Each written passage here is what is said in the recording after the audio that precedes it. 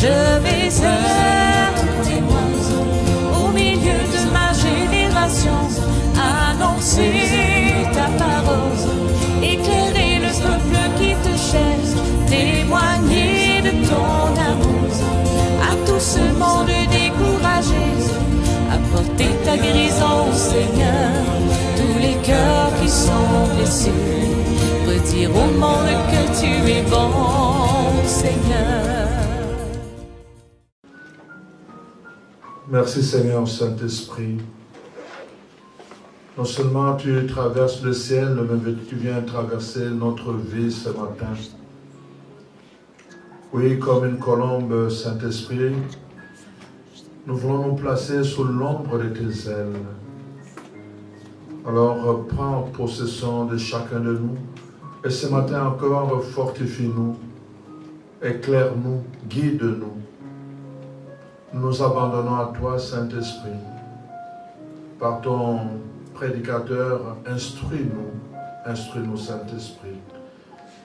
Nous voulons choisir ce chemin qui mène à la sainteté, ce chemin qui nous aide à nous ressembler à Dieu. Alors, Saint-Esprit, aide-nous à fixer notre regard sur Jésus, pour qu'en le contemplant, nous puissions davantage lui ressembler. Merci pour ta présence ce matin encore. Et merci de donner puissance et vie à la parole qui va sortir en ce lieu pour nous édifier. Bénis chacune de nous. Que ton onction coule, que ton onction nous affecte, que ton onction envahisse ce lieu.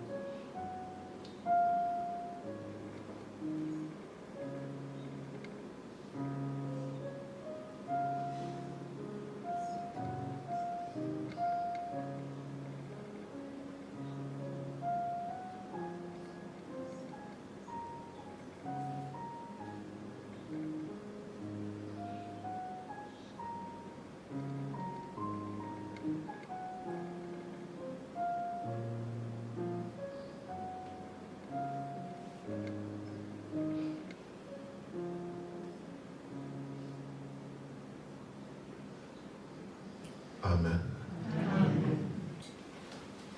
Soyez bénis.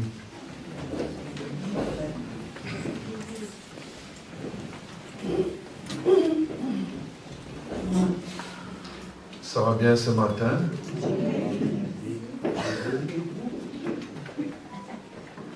Oui, ça va bien. Une belle question, je ne m'y attendais pas.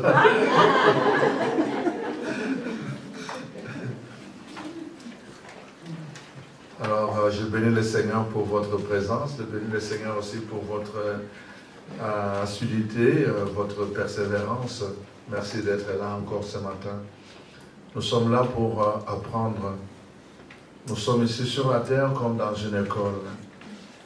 Cette école, nous nous préparons en fait pour la vie éternelle, pour l'éternité. Et Dieu voulait que la terre soit ce lieu où nous apprenons à vivre de la façon dont nous allons vivre éternellement. Alors c'est pour cela que c'est une école de discipline. Vraiment une école de discipline. Une école où, comme dit la parole de Dieu, vraiment on est là pour être émondé. Que tout ce qui est inutile soit coupé de nous, afin que nous puissions vraiment porter le fruit dont on a besoin pour vivre dans l'éternité, comme la bonté, comme l'amour, comme la compassion, des fruits comme ça. Mais il faut qu'on soit émondé. Et pendant qu'on nous émonde, ça fait mal. Et le chemin de sainteté qui nous est proposé, c'est ce chemin-là, où justement Dieu lui-même, par sa parole, il vient nous émonder. Il vient en quelque sorte nous travailler. Il vient en quelque sorte nous discipliner. Et ça fait mal. Pendant qu'on est discipliné, ça fait mal pendant qu'on coupe quelque chose de nous, mais c'est le résultat final qui donne la satisfaction. Quand nous voyons à la fin comment nous avons produit de bons fruits, alors nous nous disons ça valait la peine d'être émondé. Amen. Amen. Nous avons commencé avec toute la notion de sainteté, de sanctification, et nous avons vu comment Dieu y tient beaucoup. Dès le commencement, l'œuvre de création montre déjà comment elle est placée sous le signe de la sanctification. Donc on voit comment Dieu sépare. Il sépare un jour pour lui. Nous voyons comment Dieu montre à Moïse que dans la façon de construire le temple, vous devez séparer un lieu uniquement pour moi. Et là, personne ne pourra entrer n'importe comment. Donc ça prenait une année de purification pour aller rencontrer, pour entrer dans ce lieu-là. Dieu lui-même, il fait ça. Alors, c'est quelque chose qu'il a initié, mais en même temps aussi qu'il a mis dans le cœur de l'être humain, parce que nous sommes créés à son image et à sa ressemblance. Remarquez vous-même, qu'est-ce qui se passe? Nous allons vivre, mais pendant que nous sommes sur la terre, n'est-ce pas? Il y a tout le temps, pendant l'année, parfois un jour que nous mettons à part, n'est-ce pas? Non? Vous n'avez pas un jour que vous mettez à part pendant l'année?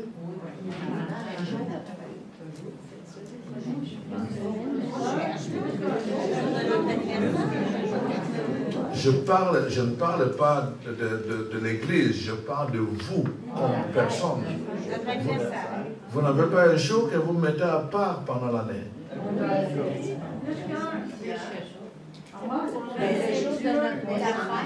Pardon? Non, on est avec Dieu. Mais non, je parle pendant l'année, une journée, pour vous, que vous mettez à part. Oh, merveilleux Saint-Esprit.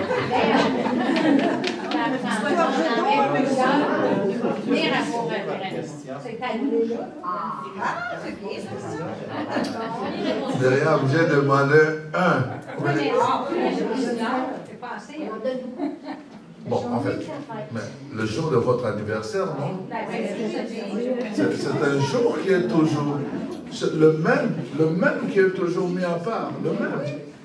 Sauf pour une personne dans cette salle. Mais en fait, au moins pour tout le monde, c'est un jour qui est toujours mis à part. C'est toujours le même jour, la même date, je veux dire, n'est-ce pas? C'est mis à part.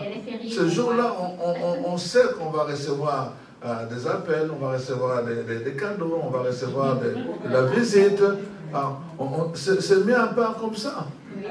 Bon, mais enfin, peut-être maintenant, avec le temps, ça ne nous dit plus rien, mais vous comprenez ce que je veux dire. Hein? C'est quelque chose auquel on tenait. En grandissant, on savait que quand ce jour arrive, c'était important pour nous. Parce que c'est une fois l'an. On avait l'habitude, on sépare une journée comme ça pour nous. Alors donc, et après, ça, on crée des habitudes comme ça, parfois des choses, des événements. On va commencer à les séparer. Et c'est dans notre vie, Dieu a mis ça en nous aussi pour qu'on apprenne justement à mettre les choses à part. Et alors donc, il y a des choses qu'on va commencer nous-mêmes aussi à sanctifier, à dire, ici, vous ne touchez pas.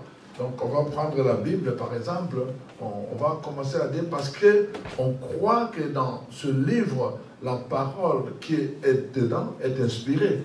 À cause de ce fait-là, je vais avoir plusieurs livres, mais donc quelqu'un va venir, il joue avec mon livre ici, il joue avec, mais quand il va tenir ça pour commencer à jouer, il dit non, ne joue pas avec ça. Et il dit, mais pourquoi c'est un livre? Il dit non, c'est un livre, c'est vrai, mais ce n'est pas comme les autres livres. Vous comprenez? C'est un livre auquel j'accorde une importance sacrée. À cause de l'inspiration, de la source de paroles qui sont contenues dedans. Donc j'appelle parole de Dieu, je l'appelle parole de Dieu à cause de cela. Même le livre lui-même devient sanctifié. Est-ce que vous me comprenez? Donc, c'est important. Dans notre nature, c'est comme ça. Dans notre façon de faire en tant qu'enfant de Dieu, nous comprenons qu'à certains moments, il y a des choses que nous devons mettre à part parce que ça a une valeur spéciale. Mais une valeur spéciale, je parle ici dans la dimension spirituelle. Et c'est très important. On ne peut pas jouer avec sa Bible.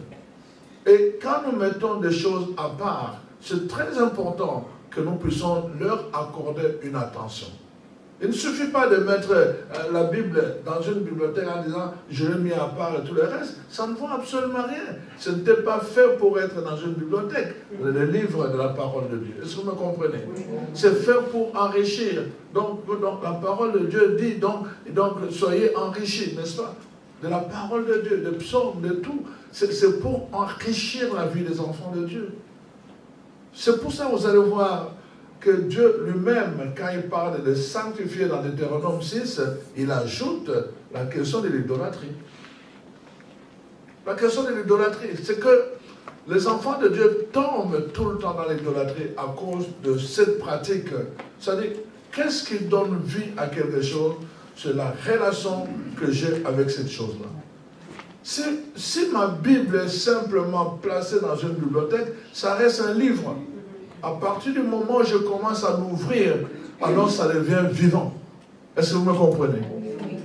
Donc, dans la tradition orthodoxe, c'est là, en fait, les icônes sont venues de là. La tradition orthodoxe, une icône est vivante. C'est-à-dire, par exemple, quand on met l'icône dans un salon, on va mettre proche de l'endroit où il y a la table à manger. Alors, les gens, quand ils prient pour manger, ils vont se tourner vers l'icône. Parce que c'est la relation qu'ils établissent avec... Ce n'est pas un décor. Est-ce que vous me comprenez? Ils veulent dire que ce n'est pas un décor sur le mur. Alors, le fait de le rendre vivant, c'est justement l'impliquer dans le moment de prière à table. On se tourne vers l'icône. Je suis allé chez un ami, alors donc on entre à la maison. Juste quand tu montes les escaliers, il y a une croix, un crucifix.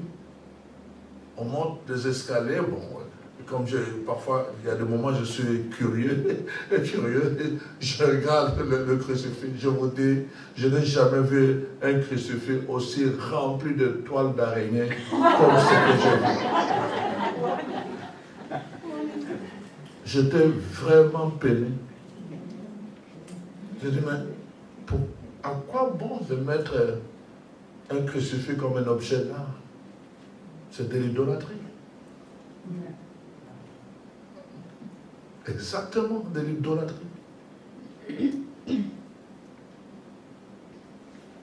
Voyez-vous, on a multiplié les choses. Et la parole de Dieu est très très claire. Lisez vous-même, vous allez voir comment Dieu est sévère là-dessus. On fait des choses avec une négligence, des choses sacrées, on ne peut pas s'en servir avec une négligence. On ne peut pas. Alors donc, faites attention quand vous mettez des choses dans votre maison, faites attention quand vous utilisez des symboles sacrés. Vous pouvez tomber dans l'idolâtrie. On tombe dans l'idolâtrie aussi quand le symbole est multiplié. Est-ce que vous me comprenez? Non. Expliquez, ouais. Par exemple, si j'ai des crucifix dans toutes les pièces. Est-ce que vous croyez que Jésus est vivant? Oui. Mais si Jésus est vivant, vous mettez un crucifix, n'est-ce pas, dans la pièce centrale, pourquoi vous pensez que vous devez mettre dans chaque chambre? Est-ce que c'est parce qu'il n'est pas puissant? Non. Non, c'est justement ça le problème. C'est la multiplication des symboles. Les symboles. Quand on met quelque chose, en fait, comprenez ce que je suis en train de vous dire. Quand vous prenez un crucifix, c'est parce que vous le faites mal. C'est en fait, on fait une consécration de la maison. Est-ce que vous me comprenez? Nous consacrons la maison, n'est-ce pas, à Jésus-Christ. Cette maison est consacrée. Et pour marquer, n'est-ce pas, le sceau de cette consécration, nous plaçons ceci pour dire, cette maison est consacrée à Jésus-Christ. Mais pourquoi vous ajoutez encore? Expliquez-moi un peu pourquoi vous ajoutez encore la maison est consacrée à Jésus, que le signe de l'alliance est là. Mon père, je peux vous expliquer pourquoi. Oui. C'est parce que, par exemple, dans ma chambre, quand je suis dans ma chambre, je veux prier, j'aime bien avoir un symbole qui me parle, même s'il y a un crucifix dans la pièce d'entrée de la maison. Quand je suis dans ma chambre... Alors, je pose une question, mais pourquoi vous ne pouvez pas prendre un deuxième symbole, comme la Bible? Je peux avoir les deux. Je peux avoir les deux. Oui, non, mais c'est que, moi, ce que je suis en train de vous dire, tout simplement, je comprends. Quand, par exemple, ce qu'on appelle, vous avez créé un hôtel, hein, le lieu de votre prière. Là, je comprends que vous créez un hôtel. Je suis en train de parler de la multiplication d'images ou de crucifix dans la même maison. Je comprends que si vous avez un hôtel, comprenez? Vous avez disposé votre hôtel dans la chambre, un lieu où vous allez prier, vous pouvez avoir votre crucifix, vous pouvez avoir votre Bible ouverte, même si vous en avez ailleurs. Mais ça, c'est parce que vous en avez fait un hôtel. Est-ce que vous me comprenez? Je suis en train de parler, je ne sais pas si vous me saisissez, je parle de la maison en général. Oui, effectivement. Parce que, mais est-ce que vous pensez que Jésus n'a pas la capacité d'assurer la protection quand on l'a consacré? Tout à fait. Non, mais ça dit que je comprends l'intention, mais je suis en train de vous dire un peu le danger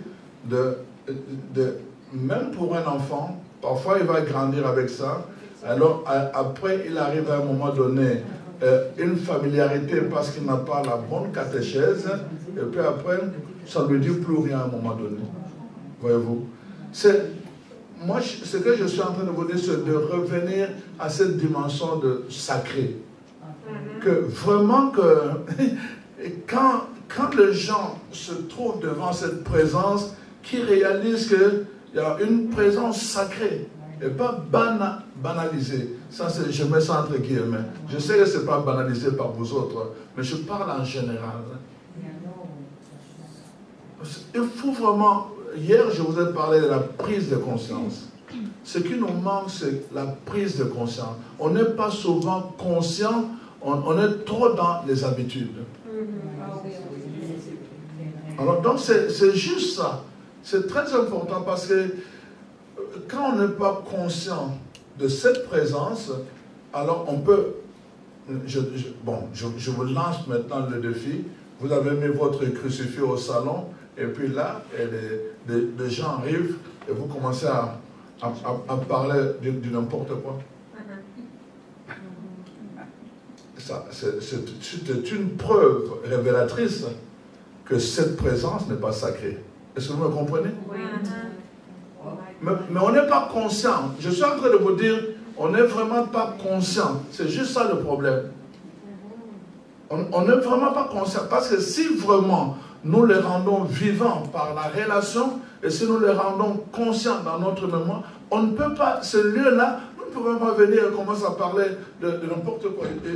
Comme les gens qui me disaient, après avoir mangé des crèmes glacées, qu'ils ont atteint une ivresse. Est-ce que vous avez déjà vu ça? Et vous allez raconter ça devant. Là, vous avez mis votre crucifix. Franchement. Non, bon, parfait. Est-ce que vous le comprenez un peu? Mais même alors, prenons maintenant pas seulement raconter. Peut-être est-ce que je vous scandalise? Donc, j'espère vraiment que pas. Je suis en train de dire ceci. Imaginez-vous que ce lieu, vous l'avez sanctifié par une présence, n'est-ce pas? Oui. Alors, vous êtes là à table, et puis là, vous commencez à boire en désordre juste à vous enivrer. Je ne dis pas que ça vous arrive à vous, mais je suis en train de vous montrer un peu, parfois, le manque de prise de conscience, parce que ces choses-là, nous avons perdu la conscience qu'il y a une présence sacrée, parce que nous avons consacré ces lieux. Ouais, en fait, c'est ce que je veux dire. Si vraiment vous faites un hôtel personnel pour la prière, je dis, je comprends cela. Mais si c'est juste comme pour que les gens disent pour la protection, ça n'a pas de sens. Nous sommes dans la dimension spirituelle. Il faut bien comprendre. Et que le crucifié est dans la dimension symbolique. Est-ce que vous me comprenez? Je sais que quand on bouleverse, ça dérange. Je vous comprends. Mais c'est mon devoir de vous expliquer ça. Parce que c'est la parole de Dieu qui le dit. C'est mon devoir de vous expliquer ça. À partir du moment où, allez voir vous-même dans le dictionnaire, à partir du moment où un symbole est multiplié, il n'est plus un symbole. C'est juste. Mais en fait, moi je comprends. Vous savez, vous devez discerner deux choses. Hein? Le fruit de l'éducation.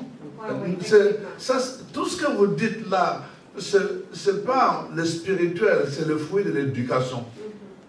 C'est juste le fruit de... Parce qu'on nous a éduqués comme ça. C'est simplement ça. Mais pourquoi pas? Au contraire. Mais pourquoi ne pas faire le contraire? Justement, de faire ça au salon et rendre ça propre quand les gens parlent, qu'ils parlent propre. Et rappeler qu'on est aussi en présence d'un invité. Au lieu de dire qu'on va enlever, on va fuir, mais pourquoi ne pas sanctifier ce lieu? Pour que les gens prennent conscience que notre maison appartient au Seigneur. Oui, mais est-ce que le Seigneur est contre et vous puissiez regarder les nouvelles? Absolument pas, parce que regardez comment un chrétien regarde les nouvelles. Moi, en fait, je n'ai pas de télé. Mais si je regarde les nouvelles, je dis, il y a des choses qui se passent dans le monde. Quand je retourne dans la prière, ma prière englobe ce que j'ai vu. Donc, non, il n'y a pas de mal. Voilà, c'est ça. Mais c'est pour ça que je dis que c'est révélateur. Vous avez une table, vous avez mis une présence, comme la présence de ce sacrement. Après, vous mettez votre télécommande dessus, vous mettez votre iPad dessus, vous mettez tout dessus. C'est révélateur. C'est révélateur qu'il n'y a pas une prise de conscience, comme je vous dis. Il y a deux façons d'être en présence de ces choses-là. Il y a la façon, donc, juste comme un monument dans notre maison par habitude, ou la façon, on est habité. On est habité par la présence de ce qui est là, et ça prend un sens différent. C'est toute une rééducation à faire. Et je pense que c'est très important pour nous. Le petit reste, nous devons apprendre à cela. Regardez, tout simplement, c'est que, parce que Jésus le dit, quand Jésus dit à la femme samaritaine dans Jean 4, quand il le dit, lui-même est allé au temple. Il lui dit, l'heure est venue où les vrais adorateurs adoreront, donc, n'est-ce pas, Dieu en esprit et en vérité. Il dit, ça ne sera plus au temple ni sur la montagne. Mais il n'a pas dit qu'elle n'allait plus au temple. Il n'a pas dit qu'elle n'allait plus à la montagne. Mais il a dit que il y aura des moments où vous ne pourrez plus aller au temple. Mais vous devez apprendre à continuer à adorer Dieu. Il y aura des moments où vous ne pourrez plus aller à la montagne. Vous devez apprendre à adorer Dieu. Si vous ne comprenez pas ça, vous allez avoir beaucoup de misère. Il y aura des moments où nous ne pourrons plus avoir la Bible. Ça sera interdit. Mais vous devez apprendre à adorer Dieu. C'est pour cela que nous sommes dans une école maintenant. Je suis en train de vous dire, maintenant c'est pour préparer notre éternité. Mais entre les deux, il y a un temps, la Bible dit, un temps de persécution. Quand la persécution, regardez dans l'ancien temps, la persécution est passée par le pouvoir politique. La persécution est passée par le pouvoir politique et les trahisons sont passées par des frères et des sœurs.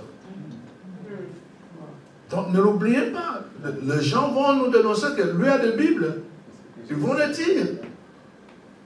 Alors donc on ne pourra pas nous déplacer avec des Bibles, on ne pourra pas nous déplacer avec des objets religieux. On ne pourra pas. On va se déplacer comme on est. Mais si tu n'es plus capable de prier parce que tu n'as pas ça, ça sera un problème. Ma soeur, je suis en train de dire ceci. Moi, je suis dans une province où les écoles sont encore catholiques et je peux vous en parler. Je vais dans les écoles, c'est nul. Je peux vous en parler. Il y a des croix, des crucifix. Les enfants ne savent même pas, je vous le dis. Ils viennent à la messe, ils ne savent même pas faire le signe de croix. Je vous le dis. Venez chez moi, je vais vous le montrer. Il y a des croix dans les écoles. C'est pas ça qui fait que... Donc, mais non, c'est relatif, c'est que je suis... C'est-à-dire c'est relatif. L'intention est bonne, on veut éduquer. Malheureusement, on ne le fait pas. Moi, je suis en Ontario, on a des écoles catholiques. On n'a plus de messe avec les élèves, ils ne savent même pas répondre. Même pas. Le Seigneur soit avec vous, ils ne savent pas comment on répond. Vous les préparez pour la confirmation, je les prépare, l'évêque arrive, la paix soit avec toi. Moi, je l'ai déjà préparé, je vais lui dire, et avec votre esprit, et avec votre esprit. Pendant la confirmation, c'est pas habité, c'est pas habité, c'est superficiel. Mon problème, c'est à ce niveau-là, que vous mettez 1000 croix, ce n'est pas un problème pour moi, mais habitez-le. C'est tout ce que je veux dire. Alors, donc c'est un peu, je sais, c'est dérangeant, je sais, mais c'est important vraiment qu'il faut le dire, parce que vraiment, je voyage beaucoup, et j'observe beaucoup, et je vois vraiment le plus grand danger. Voyez-vous, il y a un auteur qui disait, le plus grand danger de notre siècle, c'est qu'on a un christianisme sans Christ. Le christianisme sans Christ. Voyez-vous, parce qu'on est tombé dans les habitudes et les gens vont attendre, ils vont attendre l'année prochaine et quand ça va être encore Noël.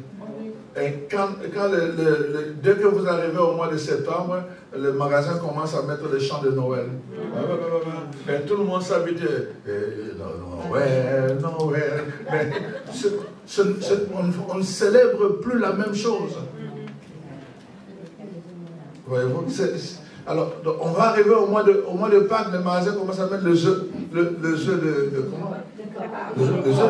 Donc, ils réduisent la célébration qui a une grande importance pour nous chrétiens à 2 œufs. On en est arrivé là. La société nous a volé, il nous a volé même Dieu. Vous voyez, on en est là.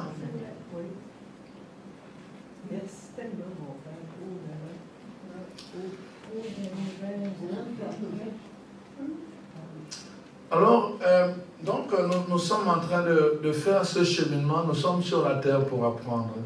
N'ayez pas peur. On est là vraiment dans une école. Et cette école, nous apprenons doublement. Premièrement, de Dieu lui-même et deuxièmement, des autres. Nous sommes là ensemble. Donc, chaque personne, même les personnes qui ont des caractères de cochon, vraiment. Non, mais c'est vrai. Ils sont là pour nous apprendre. Pour nous apprendre. Imaginez-vous, je suis sorti avec des gens, je ne sais pas où. Je n'ai pas dit un seul mot, moi qui aime parler. Ça parlait tellement. Je dis, waouh! Mais j'ai appris le silence. J'ai dit, waouh, c'est comme ça mon garde silence. Mais oui, après je suis venu, merci Seigneur. Voilà, donc voilà. Je vais prendre mon frère. Non, ne vous sentez pas visé de toute façon. Donc, chaque personne est là pour nous apprendre un degré de notre caractère. Il y en a qui sont là pour nous apprendre à endurer vraiment, comment je veux dire, la patience. La patience, donc, même vraiment tout, sur la route, sur l'autoroute, hein, des femmes là qui conduisent sur la voie de 100 à 62. Vous êtes là, mais vous êtes pressés. Vous n'avez pas de choix, la patience. Je vous apprends à être patient. tout ce que nous vivons, c'est vraiment une école pour tailler notre caractère. Alors, je l'ai dit tout le temps, remarquez dans certains films. Hein, dans certains films, vous allez voir, quand on enlève l'acteur qui crée de troubles, le film est fini. Mais quand lui crée de troubles, personne ne l'aime. Hein. On ne l'aime pas. Personne n'aime ces acteurs-là. Mais dès qu'on les enlève, leur mission finie, c'est fini. Le film aussi finit.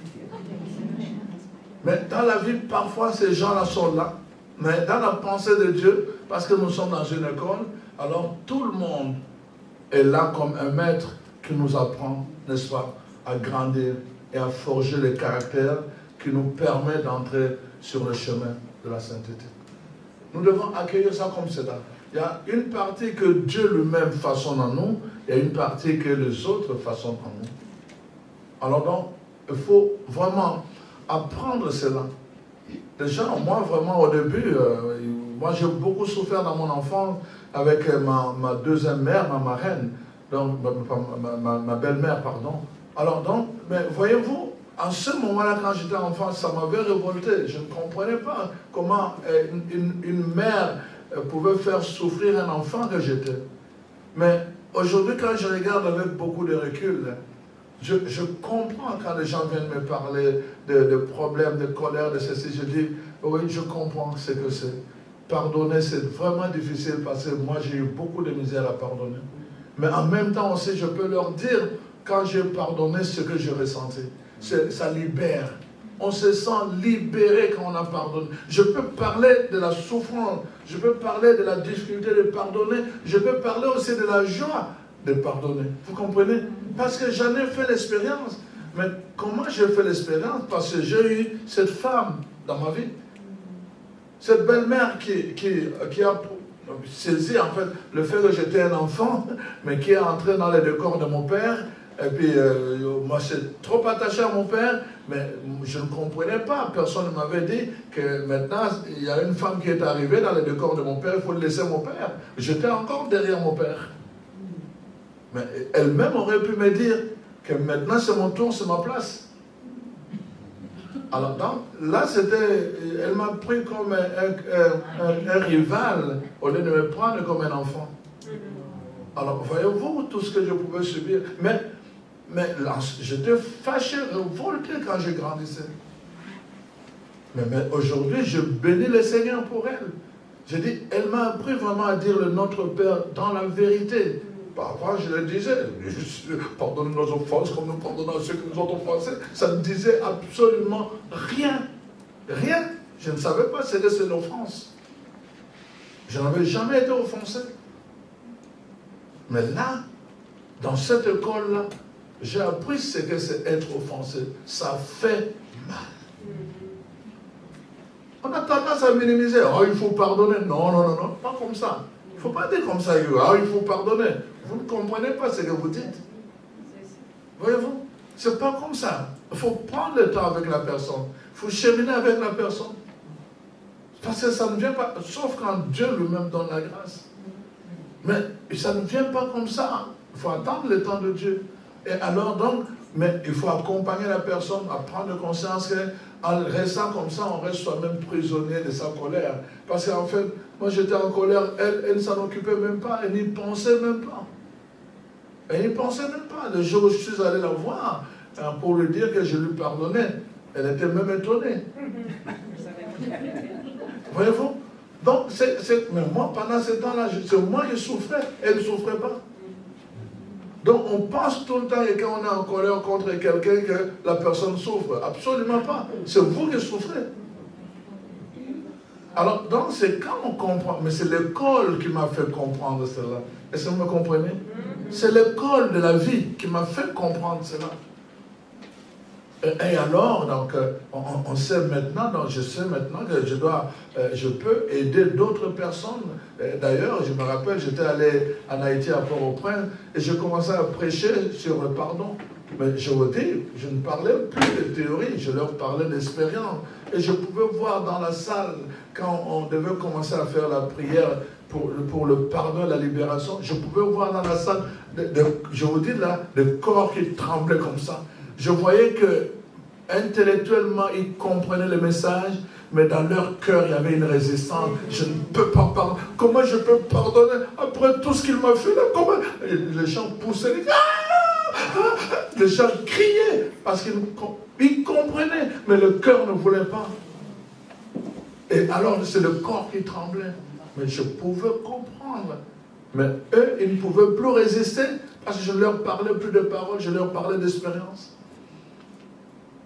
Et on a vu avec les témoignages à la fin comment les gens étaient libérés juste à cause de ça. Mais si je n'avais pas eu moi-même, si je n'étais pas passé par le col de ce que j'ai vécu, je serais allé là-bas en leur disant, vous savez, Dieu vous demande de pardonner, hein? C'est un commandement, alors pardonnez. Ben, personne n'allait le faire. C'est pour cela que nous sommes dans une école. Le chemin de sainteté passe aussi par cette école de la vie qui est la terre. Et nous devons être attentifs. C'est pour cela que nous allons voir dans le texte aujourd'hui. Dieu merci. Dieu merci. Il ne regarde pas sa montre. Donc, heureusement, dans cette école de vie, alors nous sommes là donc, pour apprendre. Alors, nous allons voir dans la parole de Dieu. La parole de Dieu d'aujourd'hui nous invite à la sanctification de tout notre être. Nous voyons d'abord dans 1 Thessaloniciens 5, versets 23 à 24, il est écrit, n'est-ce pas, que le Dieu de paix vous sanctifie tout entier, n'est-ce pas, esprit, âme et corps. Le 3. La sanctification doit toucher les trois aspects de notre être. L'esprit, l'âme et le corps. Et ça, c'est ça que Paul dit dans 1 Thessaloniciens 5. Qu'il vous sanctifie tout entier pour que vous soyez irrépréhensible lors de son avènement. Donc, et nous allons voir comment il articule cela à travers d'abord le texte de Paul. Dans Romains chapitre 12, versets 1 à 2, voici ce que la parole de Dieu dit. Je vous exhorte donc, frères, par la compassion de Dieu, à offrir vos corps comme un sacrifice vivant, saint, agréable à Dieu, ce qui sera de votre part un culte raisonnable. Offrez donc votre corps comme un sacrifice vivant, saint et agréable à Dieu. C'est ça que Paul appelle un culte vivant. Alors, ne vous conformez pas au siècle présent, mais soyez transformés par le renouvellement de l'intelligence, afin que vous discerniez quelle est la volonté de Dieu, ce qui est bon, ce qui est agréable et ce qui est parfait. Donc, on voit ici deux mots. Premièrement, la transformation par le renouvellement. Transformation et renouvellement. Donc, la sainteté, le chemin de sainteté concerne tout notre être. Et cela donc touche deux aspects importants. Premièrement, la transformation et deuxièmement, le renouvellement. La transformation de quoi? Et le renouvellement de quoi? Donc, la parole de Dieu est claire quand nous voyons le texte. Nous allons voir d'autres textes aussi. Donc, en fait, nous posons une question fondamentale qui nous habite. Dieu nous a choisis et qu'est-ce qu'il attend de nous? Il attend de nous que nous soyons saints. Et comment être saints? Et alors, la parole de Dieu nous propose que donc, pour ici, donc, nous avons besoin d'être transformés et d'être renouvelés. C'est ça, en fait, que je vous propose. Alors, dans ce texte que nous venons d'entendre, nous voyons donc, premièrement, qu'est-ce qu'il attend de nous? Donc, la transformation de notre cœur, de nos pensées, de nos attitudes, notre personnalité, notre caractère, notre comportement et finalement, la transformation de nos actions. Donc, nous devons toucher cela, notre façon de penser. Nous devons transformer notre caractère. Ça, c'est vraiment une des choses, vous savez, qui est très très important dans notre vie chrétienne. Le témoignage chrétien touche à cette dimension-là, qu'on appelle le caractère. Le caractère, les attitudes, le comportement et les actions sont la dimension extérieure de notre être. Voyez-vous? Donc, quand les gens nous regardent en tant que chrétiens, d'abord, qu'est-ce qu'ils regardent? Ils regardent nos attitudes, ils regardent notre caractère, ils regardent nos comportements. Est-ce que vous me comprenez? Donc, tu peux leur dire que tu vas à l'église. C'est pas ça qu'ils vont regarder d'abord. Ils vont regarder comment cela reflète sur ton caractère, ton comportement, tes attitudes, n'est-ce pas, et tes actions. Donc c'est pour cela que c'est très important. Et l'apôtre Paul nous dit, voici donc, il faut en tenir compte. Il faut transformer cela. Il faut que ce caractère soit transformé par le renouvellement du Saint-Esprit. Voyez-vous, il faut l'exposer. Vous voyez, dans l'ancien temps, c'était... pas l'ancien temps, chez nous, en fait, nous utilisons beaucoup de pirogues pour aller à la pêche et tout le reste. Alors, souvent, les pirogues vont rester dans l'eau. Donc, l'en-dessous reste toujours dans l'eau. Vous venez, vous entrez tout le temps. Mais avec le temps, si vous ne faites pas attention, il y a toujours des bibites qui viennent s'attacher, et ça commence à ronger, et à la fin, vous allez voir à un moment donné, vous êtes en pleine eau, et l'eau commence à entrer dans la pirogue. Vous êtes obligé tout le temps d'avoir un récipient pour arriver au bord. Mais c'est quoi le problème? On a dit, le problème c'est en dessous. Pendant qu'on ne voit pas, il y a des bibites qui viennent s'accrocher à la pirogue sous l'eau. Alors, qu'est-ce qu'on fait? Tout le temps, on fait, après avoir, n'est-ce pas, utilisé la pirogue, à la fin, on le fait sortir, on le renverse. Le sous, en dessous devient au-dessus, pour le poser au soleil. Amen. Amen. Donc, le renouvellement par le Saint-Esprit, votre caractère, vous devez le renverser pour l'exposer au Saint-Esprit. Il faut l'exposer. Amen. Amen. C'est important. Donc, c'est la première chose. Vraiment, nous devons exposer notre caractère au Saint-Esprit pour qu'il puisse nous renouveler en disant non, cette façon n'est pas bonne. Imaginez-vous, on est allé quelque part, mais je vous dis là, je ne sais pas, j'ai compté le nombre de fois.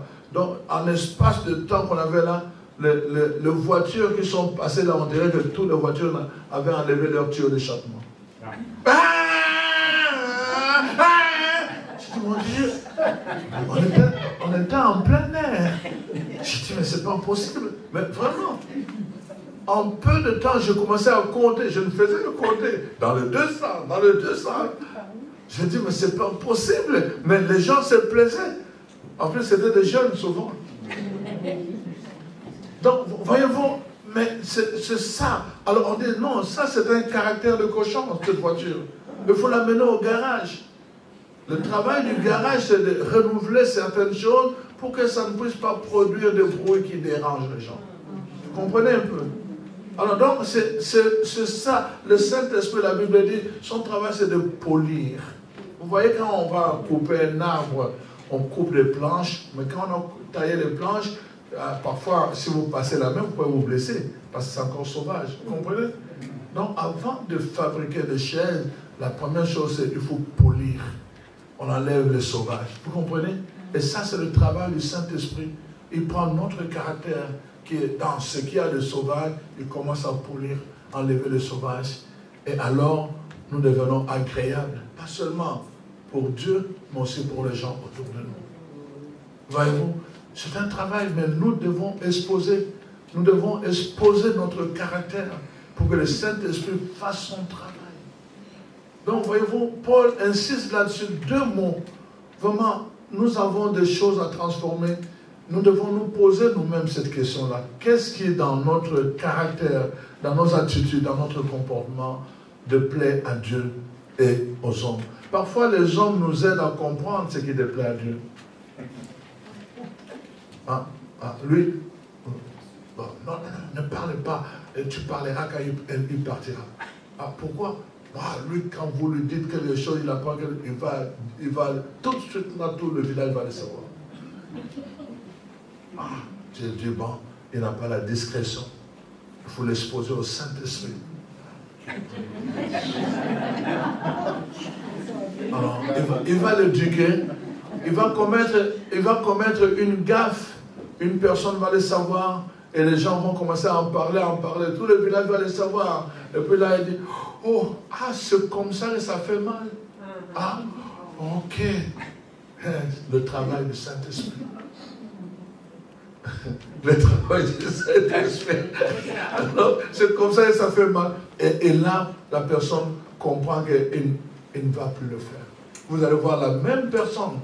Et quelques temps après, vous arrivez là, il ne parle plus. Silencieux. Vous dites, mais j'ai déjà vu, mon cher. Non, silencieux. Silencieux, là, vous vous demandez, mais qu'est-ce qui se passe? Non, le travail du Saint-Esprit l'a renouvelé. Il comprend qu'il ne peut plus continuer. Il a souffert lui-même. Est-ce que vous me comprenez? C'est important. Parce que notre caractère, c'est la première chose que les gens regardent. C'est la première chose que les gens regardent. On a beau dire qu'on est des chrétiens. Quand on est en communauté, c'est la même chose. Des communautés religieuses, des communautés de prêtres. C'est là qu'on voit vraiment les caractères des gens. Je vous dis là, ce n'est pas seulement vous, même nous. Vous arrivez là, vous vous dites, venez passer une semaine dans nos communautés, vous allez voir. Vous allez vous dire, mais vous pouvez être choqués. Je ne dis pas que c'est partout, vous comprenez, hein? C'est pas partout, là. Je dis nous, dans notre communauté. Pas vous autres, mais nous. Voyez-vous? Donc, c'est important. Vous vous dites, mais comment c'est possible? Oui, c'est possible.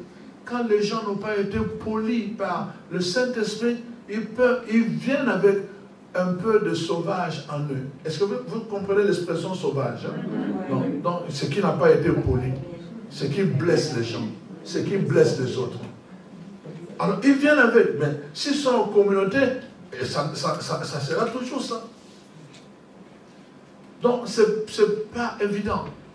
Alors donc, voyez-vous, l'apôtre Paul est en train de dire deux choses que nous devons retenir. C'est la transformation par le renouvellement. Et le renouvellement, c'est le Saint-Esprit qui le fait.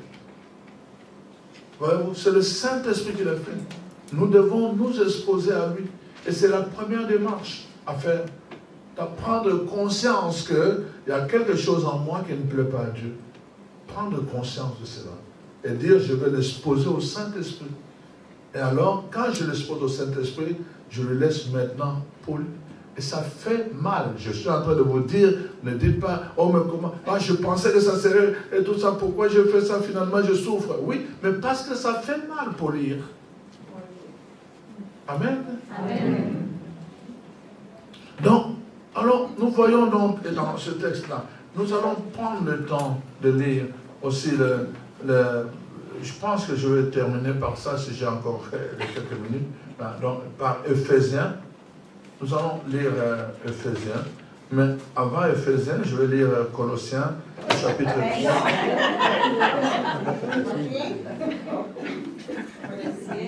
Colossiens, chapitre 3.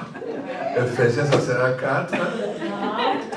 Alors, Colossiens, chapitre 3, je prends à partir du verset 12. Alors, voici. Ainsi donc, comme des élus de Dieu, saints et bien-aimés, revêtez-vous d'entrailles de miséricorde et de bonté, d'humilité, de douceur, de patience. Supportez-vous les uns les autres. Et si l'un de vous a un sujet de plainte de l'autre, pardonnez-vous réciproquement. De même que Christ vous a pardonné, pardonnez-vous aussi. Mais par-dessus toute chose, revêtez-vous de l'amour, de la charité, qui est les liens de la perfection. Que la paix du Christ à laquelle vous avez été appelés pour former un seul corps, règne dans vos cœurs. Et soyez reconnaissants que la parole de Dieu habite en vous dans toute sa richesse. Voyez-vous, la parole de Dieu, il dit, supportez-vous. Donc, en fait, je suis en train de répondre à cette question. Qu'est-ce que Dieu attend de nous après nous avoir choisis? Il attend de nous que nous soyons un peuple saint. Il attend de nous, n'est-ce pas, comme j'ai dit, que nous puissions, n'est-ce pas, être revêtus d'un homme nouveau. Un homme nouveau, la parole de Dieu parle en fait d'homme nouveau en termes de ce que je dis, quelqu'un qui consacre tout son corps, âme, esprit et son corps, n'est-ce pas, dans une transformation et un renouvellement par le Saint-Esprit. Un homme nouveau, aussi nous allons voir dans Ephésiens 4, on devient un homme nouveau. Mais il veut aussi que nous puissions nous revêtir, des habits de sainteté. Les habits de sainteté concernent toutes ces qualités dont je viens de parler. Les habits de sainteté concernent les qualités humaines, les qualités spirituelles, les qualités chrétiennes. Donc c'est ça les habits de sainteté. Car les habits, voyez-vous, c'est à l'extérieur. On les porte à l'extérieur, les habits. Donc, des choses qui se manifestent à l'extérieur de vous parce que vous les avez au-dedans de vous. Paul appelle cela habit de sainteté. Donc, ce que nous avons à faire, c'est cela. Être saint, revêtir un homme nouveau, revêtir les habits de sainteté. Donc, nous laisser transformer, n'est-ce pas, dans le profondeur de notre être, corps, âme, esprit, et alors revêtir aussi des habits de sainteté, de qualité dont nous avons besoin dans ce monde. Ce monde qui est rempli d'impiété, ce monde qui est rempli de méchanceté, nous devons faire la différence si nous voulons être lumière et si nous voulons être saints. Alors en faisant cela, la Bible dit, nous finissons par rendre gloire à Dieu. Alors, je termine avec, on m'a dit qu'il me reste 5 minutes, donc je termine avec ce texte d'Éphésiens 4 que je vous ai promis. Éphésiens 4, mais ça va jusqu'à 5. Je ne sais pas si j'aurai le temps de lire ça, à moins que je ne le regarde pas, ce monsieur-là. Bon, Éphésiens 4, à partir du verset 20. Voilà l'opposition. Mais vous qui êtes choisis, mais vous qui êtes sanctifiés, mais vous les rachetez, ce n'est pas ainsi que vous avez appris Christ. Si du moins vous l'avez entendu, et si conformément à la vérité qui est en Jésus, c'est en lui que vous avez été instruits. C'est en lui que vous avez été instruits. À vous dépouiller, eu égard à votre vie passée, du vieil homme qui se corrompt par les convoitises trompeuses, à être renouvelé dans l'esprit de votre intelligence, voyez encore, renouvelé par l'esprit de votre intelligence, à revêtir l'homme nouveau, créé selon Dieu dans une justice et une sainteté. Une justice et une sainteté que produit la vérité. C'est pourquoi renoncer au mensonge, voyez-vous, ça touche le parler. La façon de parler avec les autres, les mensonges. Renoncer au mensonge. On a tendance parfois, au lieu de se taire, on va dire des mensonges pour vouloir sortir, n'est-ce pas, d'une situation. On va préférer parfois mentir, n'est-ce pas, comme ce monsieur-là qui dit à son enfant, qui s'ils viennent le chercher, dites-leur que je ne suis pas là. Voyez-vous? Alors, c'est vraiment comme ça. Alors, c'est pourquoi renoncer au mensonge et que chacun de vous parle selon la vérité à son prochain. Car nous sommes membres les uns des autres. Si vous vous mettez en colère, voyez-vous, la parole de Dieu dit, on peut se mettre en colère. Ce n'est pas un péché de se mettre en colère. Mais le péché, c'est quand la colère dure dans notre cœur. Est-ce que vous me comprenez? Donc, la parole de Dieu dit que le soleil ne se couche pas sur votre colère. On peut se mettre en colère. Mais quand le péché, la colère reste dans notre cœur, alors on tombe dans le péché. Alors donc il dit, si quelqu'un donc se met en colère, ne péchez point, que le soleil ne couche pas sur votre colère et ne donnez pas accès au diable. Parce que quand vous gardez la colère dans votre cœur pendant longtemps, le diable va en profiter. Il va commencer à s'aimer en vous de pensées mauvaises sur la personne. Il va commencer à mettre dans votre bouche des paroles mauvaises. Vous allez commencer à parler du mal de cette personne à d'autres personnes. Et donc ça va être la médisance.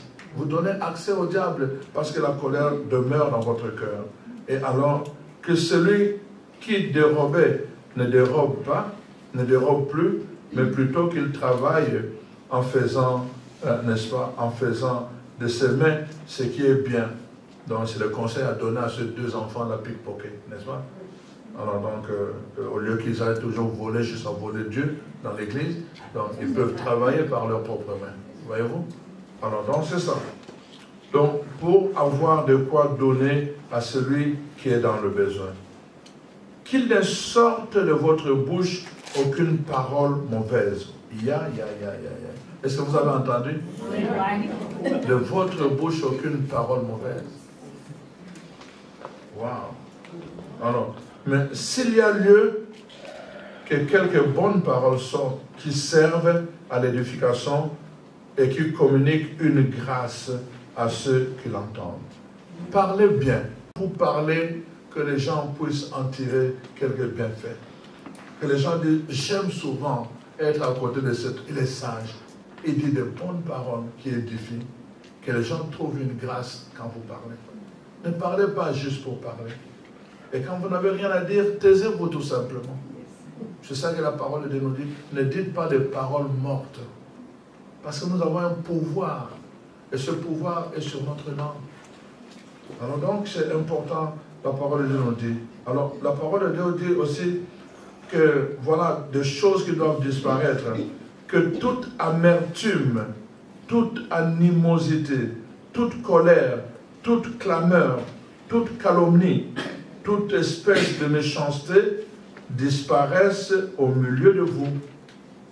Vous avez entendu? Le chemin de sainteté. Donc, il faut que cela disparaisse. Si vous voulez prendre le chemin de sainteté, il faut aller relire ce texte.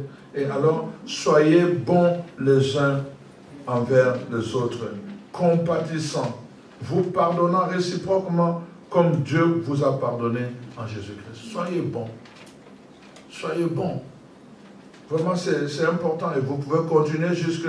Donc là, j'ai lu jusqu'au verset 32, mais vous pouvez continuer encore jusqu'au chapitre 5. Vous allez voir, c'est vraiment...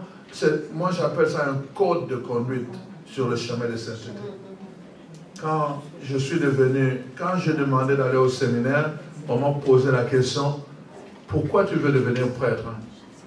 Oh, je n'avais pas préparé cette question-là. Alors, mais naturellement, je réponds, je dis, mais c'est parce que je veux être très bon. Le prêtre a ri, il a souri. En fait, il s'attendait à ce que je dise, oh, Jésus m'a appelé, des choses comme ça. Non, moi je lui ai dit, parce que je veux être très bon. Mais en fait, en réalité, c'est parce qu'il y a un prêtre qui m'a marqué. Il était comme notre papa. Vraiment, moi, la notion de bonté, je l'ai trouvée dans ce prêtre-là. Il était très bon. Et moi, je pensais que être prêtre, c'est être très bon. Et c'est pour cela que quand on m'a posé la question, pourquoi tu veux devenir prêtre? Je dis, parce que je veux être très bon. Alors, la parole de Dieu dit, soyez bons les uns envers les autres. Nous devons développer cette bonté entre nous.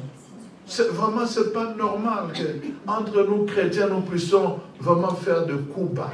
Ce n'est pas normal qu'entre nous chrétiens, nous puissions développer une certaine méchanceté clandestine, en sourdine. Ce n'est pas normal. Développons la bonté. La bonté commence d'abord par développer un bon regard. C'est-à-dire trouver tout le temps quelque chose de bien. Pas toujours la tache qui est sur ma chemise. Sur ma chemise. Ah, j'ai changé de chemise. Bon. Au lieu de trouver toujours la tache qui est sur la chemise, hein, comme la sœur qui me dit hier, je termine la cérémonie ici, tout ce qu'elle a trouvé, c'est de me dire que derrière mon aube, il y avait une tache. Comme si ça ne suffisait pas déjà l'effort que j'avais fait. Alors, donc, imaginez-vous, j'étais en train de porter là, on me tape derrière, oh, qu'est-ce qu'il y a? Oh, il y a une tache sur votre... Je dis, bon, ça mérite un coup comme ça? Ça méritait un coup. Mais au lieu de voir tout le temps les tâches, c'est bien de le dire, vous comprenez? Parce qu'on paraît devant les gens. Mais notre regard doit être aiguisé à voir aussi le bien. Vous comprenez? Là, on m'a toujours appris, si tu n'es pas capable de faire de compliments à quelqu'un, ne lui fais pas de remarques. Ouais. Ne lui fais pas de remarques. Parce que quand tu es habitué à faire des compliments à quelqu'un, le jour où tu lui fais des remarques, il prend ça avec amour. Et c'est le non. Quand je fais le bien, il me fait des compliments. Donc, s'il me fait des remarques, c'est pour mon bien aussi. Vous comprenez? Mais si vous n'avez jamais fait ça, vous venez juste parce qu'il a mal fait. Alors, c'est ça le problème. Hein? C'est ça vraiment le problème. On me racontait une histoire hier. Est-ce que j'ai encore le temps? Non. Ah, merci. Les gens qui se plaignent toujours. Donc, il y a un âne, n'est-ce pas? Donc, la personne âgée est en train de tirer et l'enfant est dans le chariot. Bon, mais c'est l'âne qui tire. Mais c'est le monsieur âgé qui est en enfant qui est en train de le guider. Alors, il passe à travers un village, tout le monde est en train de se plaindre. Mais c'est pas possible, hein, ce jeune, il ne voit pas que c'est une personne âgée. Comment se fait-il qu'il se laisse tirer par une personne âgée comme ça? Alors là, ils ont entendu, ils sont partis. Au retour, eh bien, on va faire le contraire. L'enfant là qui était capable de marcher aussi, alors lui se met à marcher devant l'âne, et puis la personne âgée entre dans les chariots. Et comme ils reviennent dans le même village. Franchement, oh mon Dieu, mais c'est pas possible. Ça, c'est vraiment le monde à l'envers. Mais il ne voit pas que c'est un enfant, vraiment, il le laisse faire tirer l'âne comme ça.